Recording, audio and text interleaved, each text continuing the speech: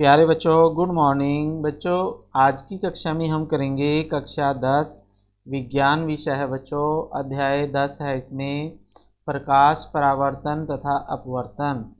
तो इस वीडियो में हम इस अध्याय की जो एग्जाम्पलर्स हैं उसमें बहुविकल्पीय प्रश्न उत्तर करेंगे बच्चों। और ये प्रश्न जो हैं बहुत इम्पोर्टेंट होते हैं बोर्ड की परीक्षा के लिए और सेट की जितनी भी परीक्षाएं हैं उनके लिए।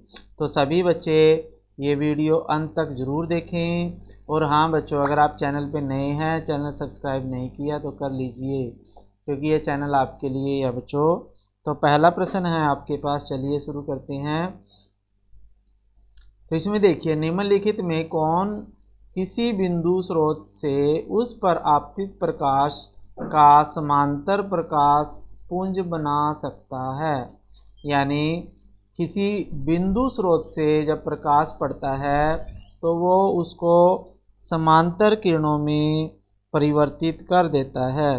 तो वो कौन सा है बच्चों? तो इसमें देखिए ऑप्शन जो डी है ना बच्चों, तो वो है अवतल दर्पण और उत्तल दर्पण। अवतल दर्पण और अवतल लेंस दोनों, अवतल दर्पण और अवतल लेंस, ये दोनों जो होते हैं प्रकाश की किरणों को फैला देते हैं या एक बिंदु से आने वाले प्रकाश को समांतर प्रकाश की किरणों में बदल देते हैं। तो अवतल दर्पण और अवतल लेंस। ठीक है, तो चलिए सेकंड क्वेश्चन है, क्वेश्चन नंबर 2। 10 मिलीमीटर लंबी कोई सुई है, किसी अवतल दर्पण के सामने उसे ऊर्ध्वाधर रखा गया है, सीधा खड़ा करके रखा गया है। इस सुई का 5 मिलीमीटर लंबा प्रतिबिंब दर्पण के सामने 30 सेंटीमीटर की दूरी पर बनता है। तो दर्पण की फोकस दूरी ज्ञात कीजिए। तो हमने दर्पण की फोकस दूरी बतानी है बच्चों, कितनी होगी? तो वो लग 20 सेंटीमीटर, -20 सेंटीमीटर के आसपास आएगी बच्चों। कितनी आएगी? -20 सेंटीमीटर। यानी बी जो ऑप्शन है वो आपका सही होगा, बी ऑप्शन।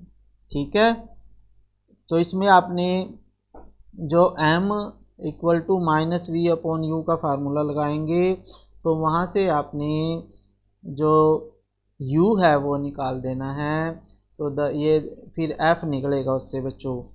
ठीक है, पहले u निकाल के फिर 1/f = 1/v + 1/u के फार्मूले से f निकालेंगे तो ये -20 सेंटीमीटर के आसपास आ जाएगी। फिर है तीसरा प्रश्न है बच्चों। तीसरे प्रश्न में ये कहता है कि निम्नलिखित में से किस स्थिति में कोई अवतल दर्पण बिंब से बड़ा वास्तविक प्रतिबिंब बना सकता है। यानी कौन सी स्थिति ऐसी है जिसमें अवतल दर्पण जो है वस्तु से बड़ा प्रतिबिंब बनाता है और वास्तविक प्रतिबिंब बना सकता है। तो इसमें आपके पास जो ऑप्शन है दिए गए हैं उनमें जो सी ऑप्शन है, जब बिंब दर्पण के फोकस और वक्रता केंद्र के बीच में रखा जाता है। यानी जब वस्तु को दर्पण की वक्रता, फोकस और वक्रता केंद्र के बीच में रखेंगे, यानी सी और एफ के बीच में जब वस्तु को रखते हैं तो वस्तु का प्रतिबिंब बड़ा बनता है और वास्तविक बनता है। आगे क्वेश्चन नंबर 4 है बच्चों। क्वेश्चन नंबर 4 में देखिए क्या कहता है ये। तो ये चित्र भी दिखाया गया है आपके पास। तो इसमें देखिए ये कह रहा है कि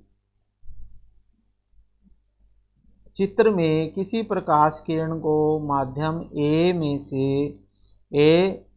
से माध्यम बी में गमन करते हुए दर्शाया गया है।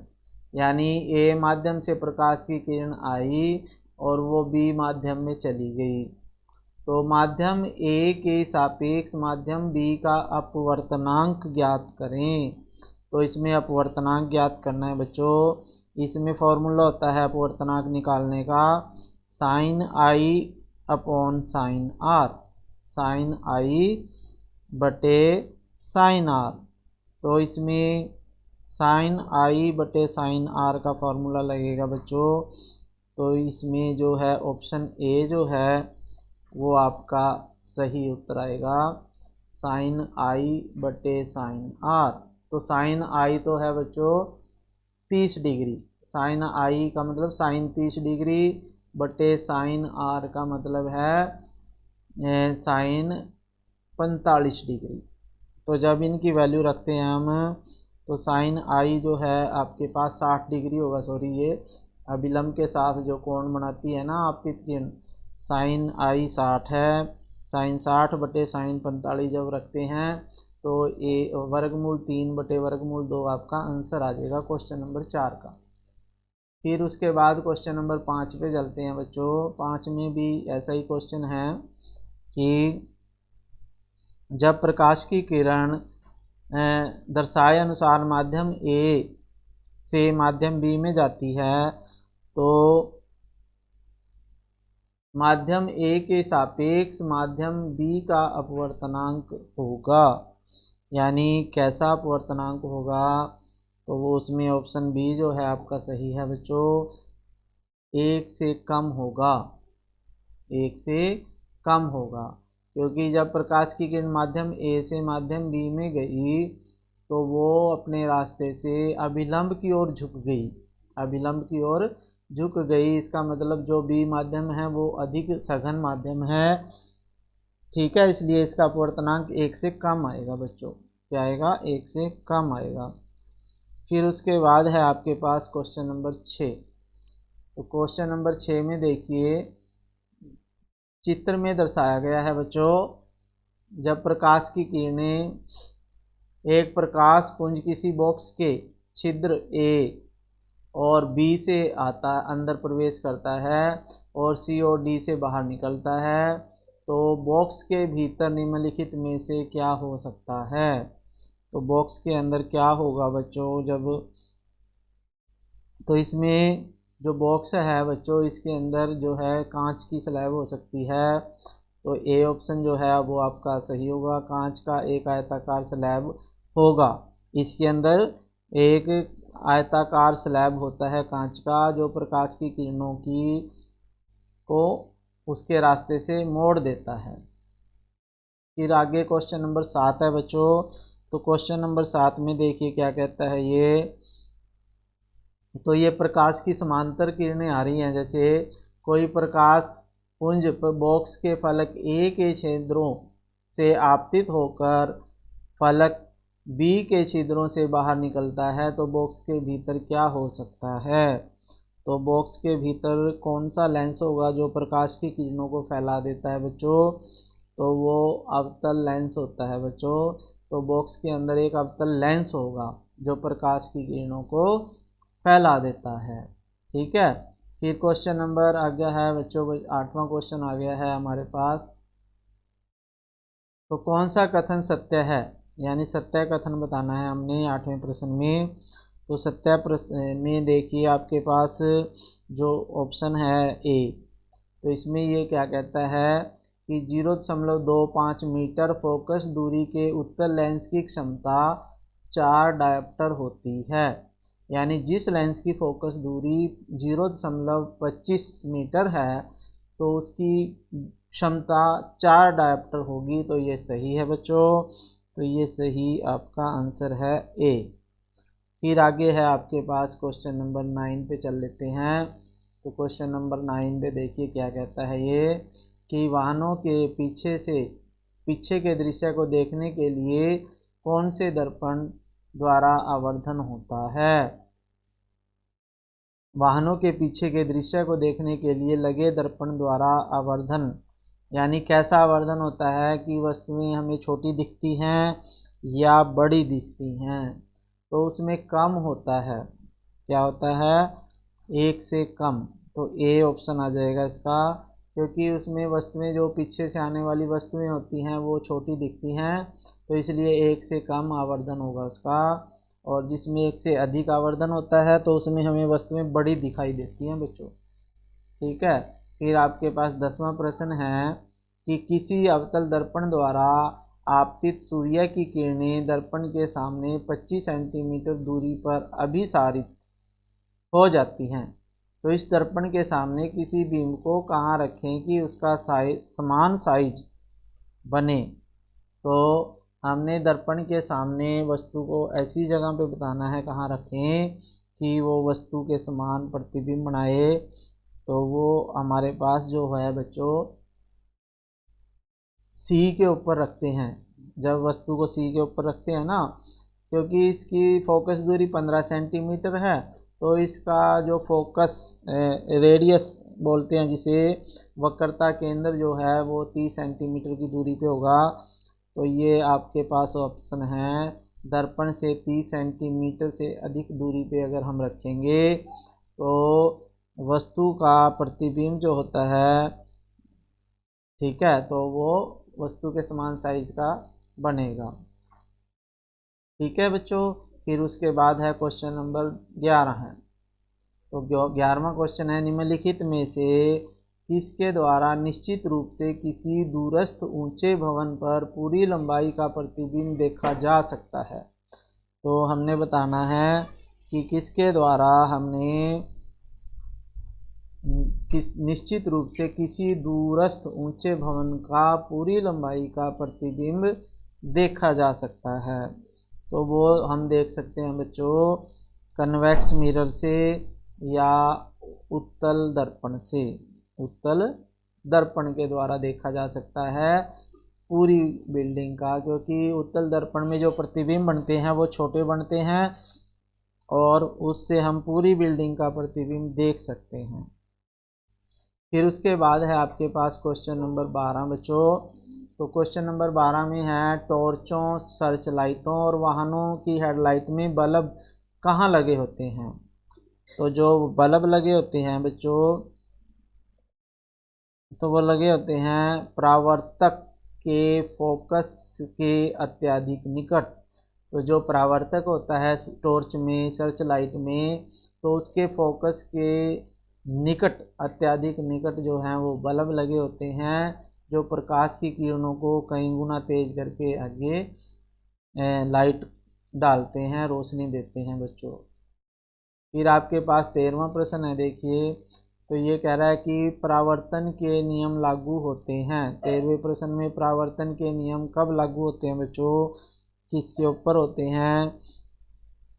परावर्तन के नियम होते हैं बच्चों सभी के, जैसे सभी दर्पणों पर, चाहे उसकी आकृति कैसी भी हो, तो दर्पण जितने भी होते हैं सभी के ऊपर लागू होते हैं परावर्तन के नियम। ठीक है। फिर उसके बाद है बच्चों 14वां प्रश्न। तो 14वें प्रश्न में ये कह रहा है कि वायु से कांच के आयताकार स्लैब पर आपतित किसी प्रकाश की किरण का गमन पथ 4 स्लैब ABCD, यानी ये ए चित्र है आपके पास, और ये B चित्र है, C है और D है, इन चारों में दर्शाया गया है ये। तो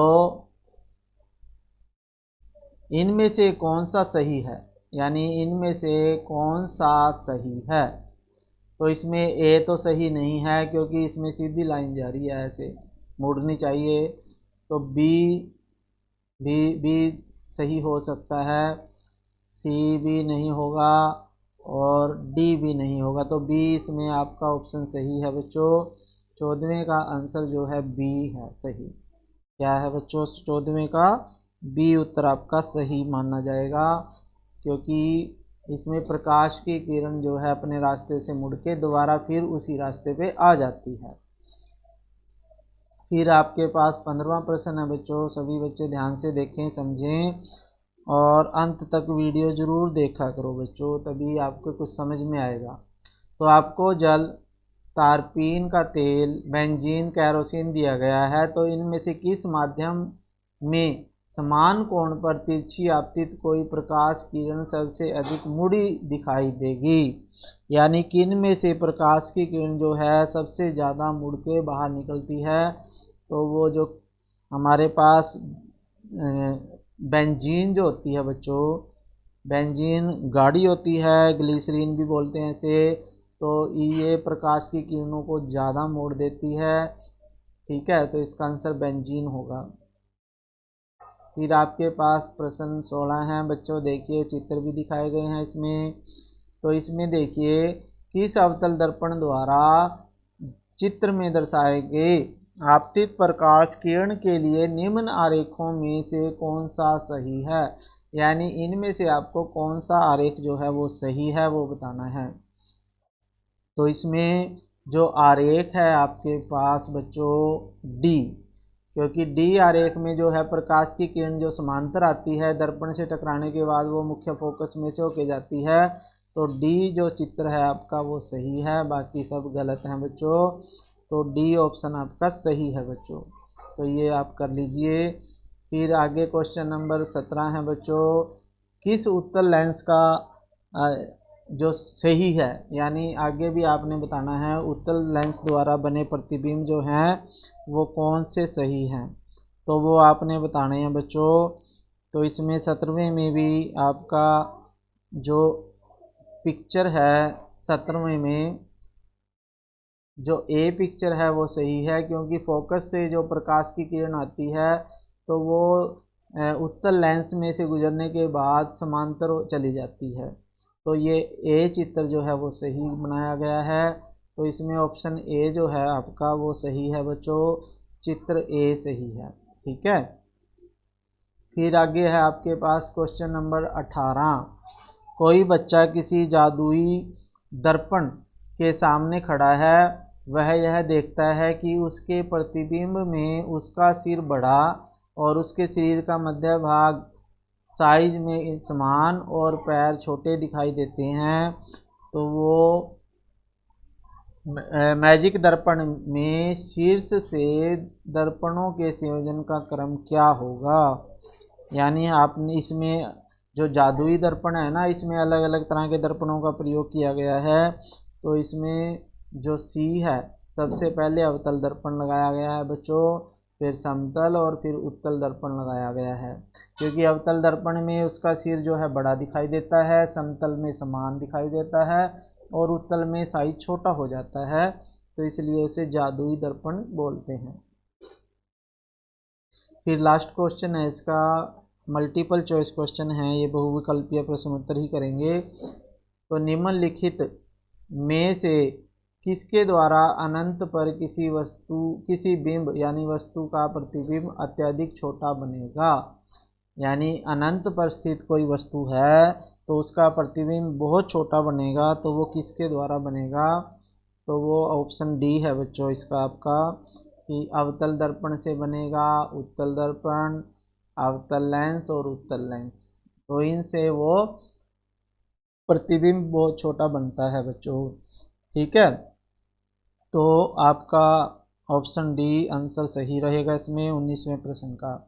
तो बच्चों आज की वीडियो में इतना ही था, फिर मिलेंगे नई वीडियो के साथ नए लेसन के साथ, तब तक के लिए बच्चों थैंक यू, जय हिंद बच्चों।